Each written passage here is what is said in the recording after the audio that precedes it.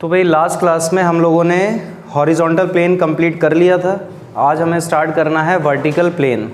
एक स्ट्रिंग से कनेक्टेड होगा एक पार्टिकल, ठीक है, और वो पार्टिकल, उस पार्टिकल को हम ऐसे घुमाएंगे, जो वो सर्कुलर पाथ गेन करेगा, सर्कुलर पाथ बनाएगा। तो दो तरह के सर्कुलर पाथ बनेंगे, एक बनेगा ऐसा, ये कल बन चुका है, और एक बनेगा अभी ये वाला, ऐसा ऐसा, ठीक है। तो वही स्टडी करना है। तो देखते हैं, देखो ऐसा बनेगा ना सर्कुलर पाथ। ये एक्सिस मान लेते हैं, ये एक्स एक्सिस है और ये अच्छा ये सेंटर है अगर, तो ये कितना होगा होगा, और ये रेडियस किस चीज़ के इक्वल होगा? स्ट्रिंग की लेंथ के, हाँ या ना? जैसे ये स्ट्रिंग है, अगर ये स्ट्रिंग है तो जब ये ऐसे घूमेगा तो ये रेडियस ही तो बनेगी, बनेगी। तो स्ट्रिंग की जो लेंथ है वो क्या बन जाएगी? Radius of the circular path बन जाएगी। तो यहाँ पे जो रेडियस है उसको हम एल ही मानेंगे, क्योंकि स्ट्रिंग की लेंथ है ना एक्चुअल में वो। तो हम मान लेते हैं कि मान लो यहाँ से t = 0 पे पार्टिकल स्टार्ट किया, पॉइंट ए है ये। पॉइंट कौन सा है? ए नहीं कह रहे, इसको हम कह रहे हैं पॉइंट एल। एल क्यों कहा पता है? Lower point. और इसको क्या बोलेंगे? H, highest point. इससे ज़्यादा थोड़ी है ऊपर। इसको बोलेंगे ए और इसको बोलेंगे बी, ठीक है। तो एल पॉइंट से पार्टिकल जो है वो आगे की तरफ मूव करेगा, ऐसे जाएगा, सर्कुलर पाथ बनाएगा, यहीं आ जाएगा, होगा। तो किसी टाइम पे पार्टिकल जो है वो इस पॉइंट पे आ गया। मान लो ये पॉइंट कौन सा है? पी। कोई भी एक पर्टिकुलर टाइम, कोई भी टाइम, स्मॉल टी टाइम बात। ये एंगल कितना हो जाएगा? मान लो थीटा है। तो इसका मास कुछ ना कुछ है ना, पार्टिकल है तो मास कुछ होगा। तो इसका वेट काम करेगा नीचे, कितना करेगा कि नहीं करेगा? अब इस mg के दो कंपोनेंट होंगे, ऐसे। ये एंगल अगर थीटा है तो ये एंगल कितना होगा? थीटा ही होगा, क्योंकि ये वाली लाइन जो है वो इसके पैरेलल है और इस लाइन को आगे बढ़ा दिया, तो ये एंगल सेम होंगे, होंगे। अब वो तुम अपने हिसाब से देखो, करस्पॉन्डिंग और जो भी हो वो, ठीक है। तो mg के इधर कंपोनेंट करेंगे तो क्या आएगा? एक कंपोनेंट इधर आएगा जिसको बोलेंगे mg cos थीटा, और एक कंपोनेंट इधर आएगा जिसको हम बोलेंगे mg sin थीटा, हाँ या ना?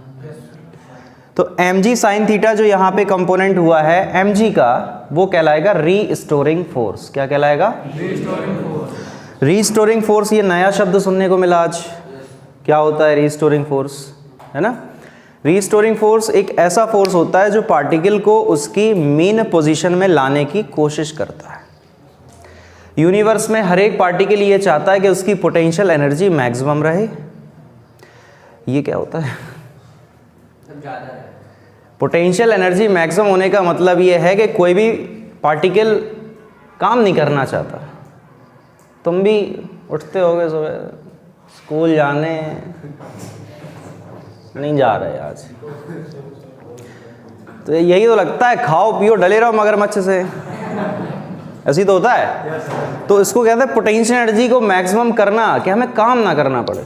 तो यूनिवर्स का हर एक पार्टिकल ये चाहता है कि उसको काम ना करना पड़े, उसकी पोटेंशियल एनर्जी मैक्सिमम, समझ रहे हो? और पोटेंशियल एनर्जी मैक्सिमम होने का मतलब है क्या? देखना, जैसे ये मार्कर ऐसे, ठीक, हमने अभी ये ऐसी रेस्ट में है ना, क्या अभी कोई फोर्स लगाया हमने, अप्लाई किया नहीं किया। अब इसको अगर हम यहाँ पे लेके गए और इसको हम छोड़ दें तो ये कहाँ जाएगा? क्या आगे जाएगा? तो ऐसे आएगा इधर, उधर भी जाएगा, उधर भी जाएगा, वो अलग बात है, लेकिन फाइनली आएगा। इसमें टेंडेंसी कहाँ है जाने की? कहाँ जाना, कहाँ चाह रहा? नीचे की तरफ आना चाह। इसी को कहते हैं मेन पोजीशन, जहाँ से वो स्टार्ट कर रहा। समझ रहे हो? जहाँ पे लगने वाला उस पे फोर्स कितना हो? 0 हो, उसको कहते हैं मेन पोजीशन।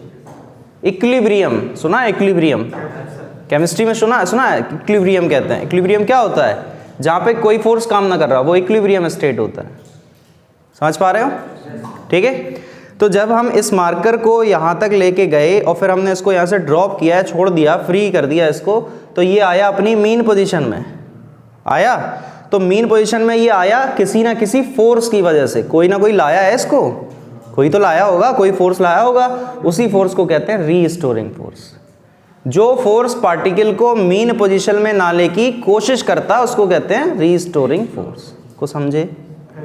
तो ये mg sin थीटा जो है वो इसकी मीन पोजीशन की तरफ लग रहा है ना। अरे भाई जैसे स्ट्रिंग है, मान लो ये स्ट्रिंग ही मान लो, यहाँ कोई पार्टिकल कनेक्टेड है, तो अभी ऐसे ही है, अभी नहीं घूम रहा, तो ये मीन पोजीशन कहलाएगी इसकी। अब हम इसको घुमा रहे तो P पॉइंट तक आ गए, यहाँ पे देखो P पॉइंट तक आ गए। अरे ये तो J है, P है J है P, जो P है P पॉइंट तक आ गए। अब P पॉइंट पे एक हुआ इधर mg, ये mg sin थीटा, ये mg cos थीटा, तो मीन पोजीशन तो इधर थी, इधर थी, तो इधर कौन सा फोर्स है? तो mg sin थीटा क्या कहलाएगा? क्या कहलाएगा?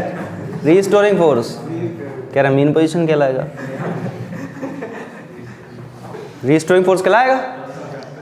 अब बात आती है mg cos थीटा की। इस स्ट्रिंग है, क्या है? स्ट्रिंग है, तो स्ट्रिंग में कौन सा फोर्स लगेगा बताओ? स्ट्रिंग में कौन सा फोर्स लगता है बताओ? स्ट्रिंग में कौन सा फोर्स लगता है? हाँ तुम बताओ, कौन सा फोर्स लगता है स्ट्रिंग में? कौन सा लगता है? स्ट्रिंग में कौन सा फोर्स लगता है? स्ट्रिंग में कौन सा फोर्स लगता है?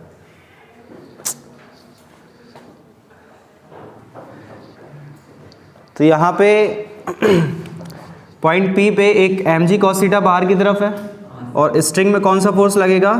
टेंशन फोर्स लगेगा, हाँ या ना? अब T का और mg cos थीटा का जो रिजल्टेंट फोर्स होगा वो इक्वल किस चीज़ के होगा? सेंट्रीपिटल फोर्स के। क्यों होगा? क्योंकि बन क्या रहा? सर्कुलर पाथ, और सर्कुलर पाथ के सेंटर की तरफ जो फोर्स लगता है उसको हम क्या कहते हैं? हाँ या ना? तो क्या हम ऐसे लिख सकते हैं T minus mg cos theta is equal to mv square upon r, और r की जगह लेंथ, ऐसे लिख सकते हैं? अरे T इधर है, mg cos थीटा इधर है, तो इनका डिफरेंस इक्वल किसके होगा? सेंट्रीपिटल फोर्स जो सेंटर की तरफ काम कर रहा है वो कितना है? mv स्क्वायर अपॉन r होता है, r रेडियस होता है, यहाँ रेडियस कितना है? लेंथ के इक्वल है, सो हो जाएगा mv स्क्वायर अपॉन l। कोई डाउट किसी को? बोलो। No sir. कोई डाउट नहीं? ठीक। तो इसको मान लेते हैं फर्स्ट इक्वेशन। अब इसी इक्वेशन का हमें काम पड़ेगा आगे जो भी हमें करना है।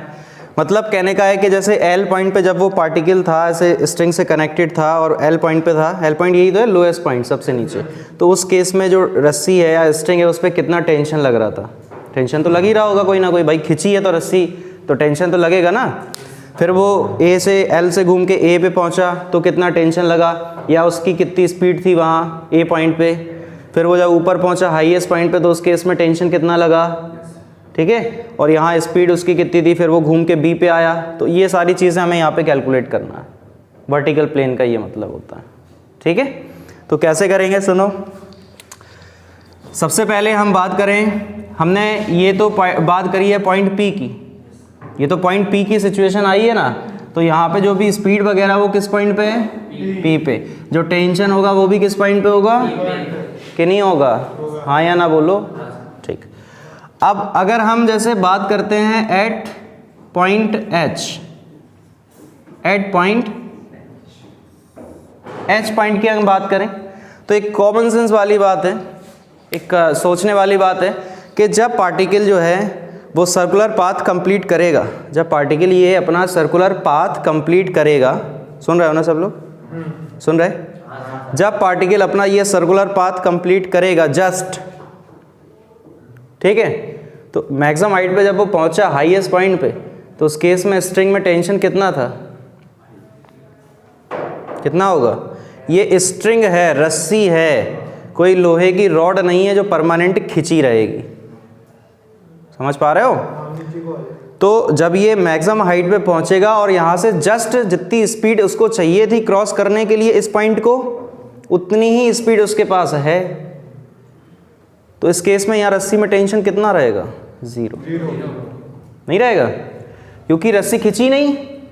खिंचती कब? रस्सी कब खिंचती, कब टेंशन जनरेट होता?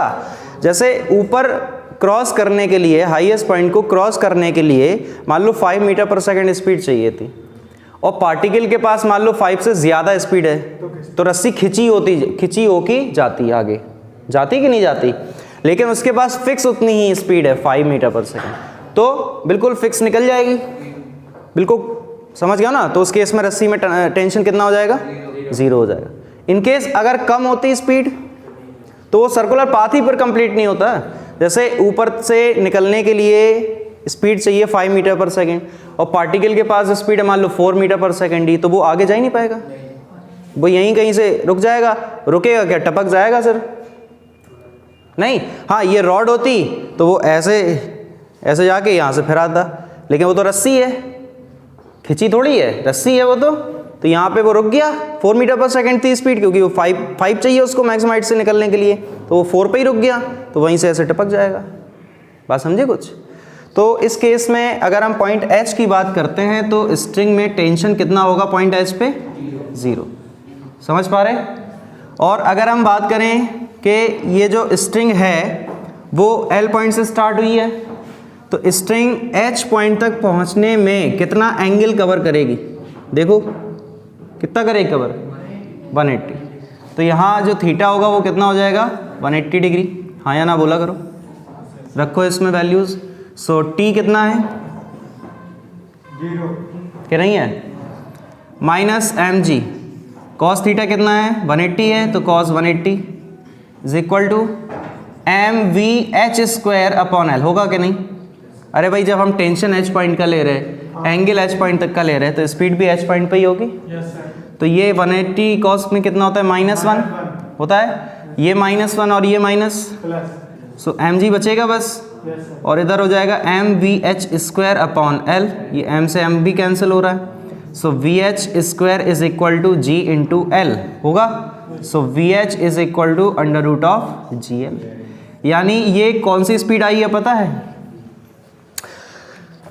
ये वो स्पीड आई है जिस स्पीड को, या जो स्पीड अगर पार्टिकल के पास होगी ये वाली, तो वो जस्ट सर्कुलर पाथ को कंप्लीट कर सकता है। समझ रहे हो? यानी ये एक तरह की मिनिमम स्पीड है सर्कुलर पाथ कंप्लीट करने की। अगर इससे भी कम हुई तो सर्कुलर पाथ ही कंप्लीट नहीं होगा, गिर जाएगा नीचे। वहां तक वो हाईएस्ट पॉइंट तक पहुंच ही नहीं पाया, पहले ही आके वो गिर गया नीचे। और अगर उसके पास फिक्स स्पीड है √GL, तो वो आगे भी जाएगा। और एक बार वो जब सर्कुलर पाथ, मतलब ये हाईएस्ट पॉइंट के आगे निकल गया, तो फिर तो अब सर्कुलर पाथ पूरा बनेगा ही। अब रास्ते में थोड़ी को पकड़ लेगा, ब्रह्मा जी आए हैं, बोले कहाँ जा रहे, रुको, तो ऐसा तो होगा नहीं। बात समझ रहे हो? ऊपर आई से रुको।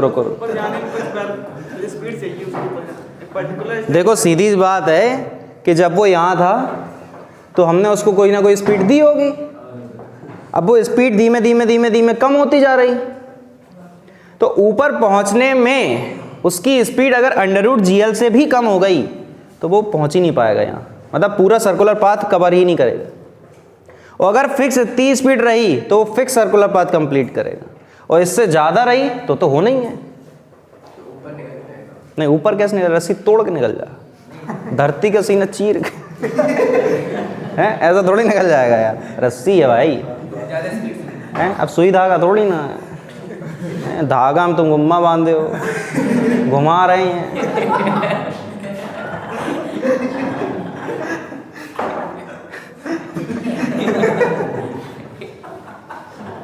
गलत बात नहीं करा करो यार। देखो, स्वतंत्रता का अधिकार, बोलने का अधिकार है सबको, लेकिन ऐसा ना बोलो जिससे दिक्कत हो है। अब पता चला वो सुई, वो कपड़े सिलने वाला धागा होता है, और तो गुम्मा बांधे हैं और लगे हैं घुमाने। तो ये प्रैक्टिकल अकेले में करना, और हेलमेट लगा लेना खुद भी, नहीं तो ऐसा ना हो। ठीक है, तो बात समझ गए। हाईएस्ट पॉइंट पे स्पीड मिनिमम होनी चाहिए to just complete a circular path. अगर इससे कम स्पीड हुई तो सर्कुलर पाथ कंप्लीट नहीं हो पाएगा, इससे ज़्यादा हुई तो अच्छी बात है। बात समझ पा रहे हैं? अब हमने हाईएस्ट पॉइंट पे स्पीड निकाली है, अब हम लोएस्ट पॉइंट पे भी स्पीड निकालने की कोशिश करते हैं। क्या करेंगे? कोशिश ही कर सकते हैं तो करते हैं। स्पीड निकालने कहाँ? पॉइंट एच, पॉइंट एल पे, ठीक है। तो देखते हैं at point L, at point, ठीक है। आप लोगों ने कंजर्वेशन ऑफ एनर्जी पढ़ा होगा, आप लोगों ने कंजर्वेशन ऑफ एनर्जी पढ़ा होगा, 9th में भी पढ़ा होगा, शायद 10th में भी पढ़ा होगा। कंजर्वेशन ऑफ एनर्जी क्या होता है? अरे kinetic energy plus potential energy का मतलब जो सम होता है ना, वो कांस्टेंट रहता है हर एक पॉइंट पे, ठीक है। तो यहाँ हम कंजर्वेशन ऑफ एनर्जी अप्लाई कर रहे हैं पॉइंट एल से लेके एच तक। कहाँ से कहाँ तक? एल से एच तक। तो लगाते हैं कंजर्वेशन ऑफ एनर्जी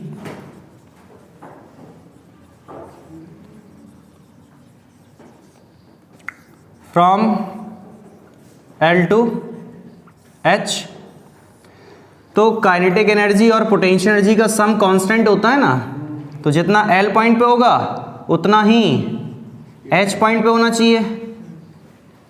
अरे बोला करो, बोलते नहीं है। पानी पी रहे, देखो, पी लो पी लो।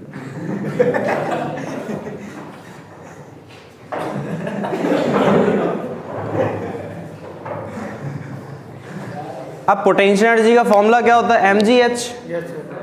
अब हमारा यहाँ पे ग्राउंड पे देखा जाए लोएस्ट पॉइंट कौन सा है, तो उसकी हाइट कितनी होगी? कुछ नहीं, हम वहीं से तो नाप रहे हैं ना। और हम L पॉइंट से अगर हाइट देखें H पॉइंट की तो वो कितनी होगी? कितनी? अरे देखो ना कितनी होगी, 2L। अरे भाई ये L डायमीटर बन गया ना, तो वो कितनी हो जाएगी पूरी? तो बस, तो L पॉइंट पे पोटेंशियल एनर्जी भैया कितनी होगी? 0। क्यों? mg इंटू 0, mgh होता है, ओके। अब k इंटू एल यानी kinetic energy at point L means half M V L square equal to kinetic energy at point H half M V H square. और V H हमें पता है, अरे हाँ या ना? सो हाफ एम और वी एच स्क्वायर, तो इसका स्क्वायर करेंगे सो जी एल बचेगा बस, और प्लस पोटेंशियल एनर्जी कितना होगा? M G into 2L। अरे एम जी एच होता है, तो पूरी हाइट कितनी है? 2L है। बात समझ पा रहे हैं? ओके। पूरे में देखो m चला जाएगा, देखो 2m से 1m कट गया। समझ आता कैसे? भाई कॉमन लिया था। So V L square upon 2 is equal to, ये कितना बचेगा? जी एल अपॉन 2 और प्लस 2GL, तो ये क्या हो जाएगा? 5GL/2। बोलो। अच्छा 3GL हो जाएगा। अच्छा नहीं नहीं नहीं नहीं नहीं नहीं नहीं नहीं नहीं नहीं, आप नहीं, बाकी लोग ये लिखेंगे, ये 3GL लिखेंगे। तो ये VL जो आ गया वो कितना आ गया? √5GL। यानी लोएस्ट पॉइंट पे हमें कम से कम उतनी स्पीड देनी पड़ेगी कि वो ऊपर पहुंच जाए। और वो लोएस्ट पॉइंट पे कितनी मिनिमम स्पीड हमें देनी पड़ेगी? √5GL, ठीक है। जब आप लोएस्ट पॉइंट पे √5GL स्पीड देंगे पार्टिकल को, तब उसका मैक्सिमम हाइट पे स्पीड बचेगा √GL, तो वो सर्कुलर पाथ कंप्लीट कर लेगा। हाँ या ना? किसी कोई दिक्कत है? बात समझ पा रहे? अब जैसे हमने L पॉइंट पे स्पीड निकाली, तो हम L पॉइंट पे रस्सी में टेंशन भी निकाल सकते हैं, नहीं निकाल सकते हैं? तो हम इसके लिए यूज करेंगे इक्वेशन फर्स्ट को, क्योंकि वही इक्वेशन है जिसमें टेंशन और स्पीड आता है। स्पीड हमें पता है तो टेंशन हम निकाल लेंगे। तो बताओ जब पार्टिकल L पॉइंट पे था तो थीटा कितना था? थीटा पूछ रहे हैं, थीटा। जब एंगल जब पार्टिकल H पे था तो एंगल कितना था? तो अभी कितना है? 0 है। कितना है? यहाँ लिख रहे हैं, ठीक है। ये आ रहा है, देख आ रहा है। तो बाय इक्वेशन फर्स्ट, तो फर्स्ट इक्वेशन में अगर हम थीटा को क्या रख दें, हैं हिंदी में बोलो, यही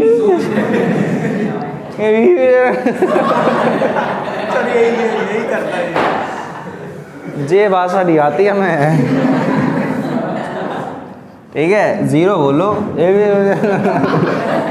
और स्पीड कितनी है, √5gl। हमें यहाँ टेंशन पता करना है, सो रखेंगे t माइनस, ये टेंशन किस पॉइंट पे आ रहा है, L पे आ रहा है, माइनस में mg और cos 0, ठीक है, is equal to m upon l, और vl स्क्वायर है तो इसका स्क्वायर 5gl बचेगा, अरे स्क्वायर से अंडर रूट, और ये l से l कट गया, ठीक है, ये 1 होता है, ये mg, तो mg उधर जाएगा, 5 mg पहले ही से थे, अरे समझ पा रहे, अरे ये 5 mg है, नहीं कहो तुम m इंटू 5g है, अरे 5 mg होता, तो 5 mg प्लस mg, 6 mg, तो ये हो जाएगा 6 mg। तो L पॉइंट या लोएस्ट पॉइंट पे जो रस्सी में या स्ट्रिंग में टेंशन होता है वो कितना होता है, 6 mg। बात को समझ पाए कि नहीं समझ पाए, ठीक। अब हम बात करेंगे पॉइंट A की, किसकी बात करेंगे, तो पॉइंट A पे स्पीड कितनी होनी चाहिए, या फिर पॉइंट A पे टेंशन कितना होगा वो देखेंगे। इसको हटा रहे हैं, वीडियो से लिखना, ऑनलाइन में पढ़ते हैं। इसको हटा रहे हैं पूरा,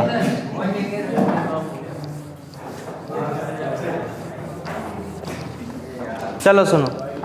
अब हम बात करते हैं पॉइंट A की, तो बात होगी एट पॉइंट A, ठीक है। तो पॉइंट A पे थीटा कितना होगा, जल्दी बता दो कोई, 90 डिग्री। बैठे रहना जब तक खत्म ना हो जाए, तुम्हारे चक्कर में दूसरी वीडियो थोड़ी बनेगी। पॉइंट A के लिए थीटा 90 होगा, लेकिन अभी हम पहले स्पीड निकालेंगे, तभी तो टेंशन आएगा। तो स्पीड कैसे निकालेंगे, जब हम L से A तक कंजर्वेशन ऑफ एनर्जी लगाएंगे। क्या लगाएंगे, कंजर्वेशन ऑफ एनर्जी। तो बात होगी अब यहाँ कंजर्वेशन ऑफ एनर्जी फ्रॉम, बोलो from L to A point, ठीक है। हम A तक लगा रहे हैं कंजर्वेशन ऑफ एनर्जी। A का मतलब है आप A पे लगाओ, चाहे B पे लगाओ, चाहे O पे लगाओ, तीनों है तो एक ही लेवल में, हाइट तो वही रहेगी ना। लगा दो, क्या हो जाएगा, kinetic energy at point L, potential energy at point L is equal to kinetic energy at point A plus potential energy at point A। तो KL कितना होगा, हाफ m, VL तो हमें पता है ना, अब VL कितना था 5gl अंडर रूट में, L पॉइंट पे स्पीड हमें पता है ना, तो ये 5gl ही बचेगा क्योंकि V का स्क्वायर होता है, और पोटेंशियल एनर्जी L पॉइंट पे कितनी होगी, 0, क्योंकि वो बेस है। काइनेटिक एनर्जी A पॉइंट पे हमें पता करना है speed, half m VA square plus, और पोटेंशियल एनर्जी कितना हो जाएगा mgl, क्योंकि L हाइट ऊपर है, बस A पॉइंट L से L हाइट ऊपर है, m cancel, yes sir. So ये हो जाएगा 5gl upon 2 is equal to m upon 2 VA square और प्लस mgl, ये होगा। इस mgl को आप यहाँ पे लेके आओ, सो m पहले कैंसिल हो गया ना, तो m हटा दो, फिर m कैंसिल हो चुका है, ठीक है। तो ये gl को इधर लेके आएंगे, सो कितना हो जाएगा 5gl upon 2 minus gl is equal to VA square upon 2। तो कितना हो जाएगा, ये हो जाएगा 3gl upon 2 is equal to VA square upon 2, 2 से 2 कैंसिल हो रहा है, सो हमारे पास आ चुका है VA is equal to under root of 3gl। कुछ बात समझ पाए। लोएस्ट पॉइंट पे स्पीड कितनी होनी चाहिए, under root of 5gl। 90 angle पे स्पीड कितनी होनी चाहिए, under root of 3gl। Maximum height पे स्पीड कितनी होनी चाहिए, under root of gl, to complete a circle, ठीक है, टू कंप्लीट अ सर्किल। अब हम निकालेंगे टेंशन A पॉइंट पे, तो A पॉइंट पे टेंशन कैसे निकलेगा, तो eight point A by equation first ही चल रहा है, ठीक है, लिख देते हैं, चलो बाय इक्वेशन फर्स्ट। तो यहाँ पे फर्स्ट इक्वेशन में आप रखे वैल्यू, तो हो जाएगा TA माइनस mg, और cos 0 कितना, सॉरी एंगल कितना है 90 है, एंगल कितना है 90, तो उसको लिख सकते हैं cos 90 is equal to m upon L और VL का स्क्वायर यानी VA का स्क्वायर इसका स्क्वायर, सो अंडर रूट खत्म, तो ये कैंसिल हो गया L से L। समझ पा रहे हैं? तो ये तो 0 हो गया, तो टेंशन कितना बचा A पॉइंट पे? 3 mg बचा कि नहीं? अच्छा, जो सिचुएशन ये A पॉइंट पे है वही सिचुएशन सेम होगी, बस फर्क ये है कि A पॉइंट पे पार्टिकल कब पहुंचेगा? जब वो जा रहा होगा, और B पॉइंट पे पार्टिकल कब पहुंचेगा? जब वो आ रहा होगा। ठीक है? अगर तुम एंगल देखोगे तो B पॉइंट पे एंगल पूरा कितना हो जाएगा? 270 हो जाएगा, और cos 90 भी 0 होता है, cos 270 भी 0 होता है। बात समझ गए? ठीक है, ओके। तो फिर आज इतना ही रखेंगे और कल देखेंगे नेक्स्ट टॉपिक। Thank you.